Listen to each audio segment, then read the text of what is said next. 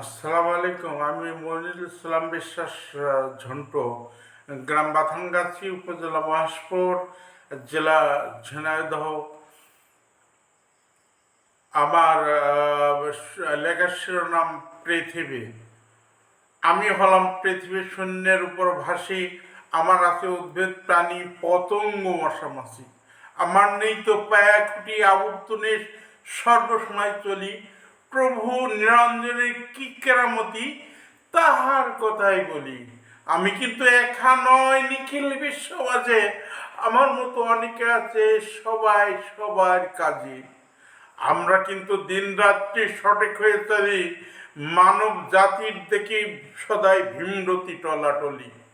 এখন আমি আতঙ্কিত থাকি নিমগ্ন সারাক্ষণ, কখন জানি বোমা ফাটিয়ে ধ্বংস করে ত্রিভুবন।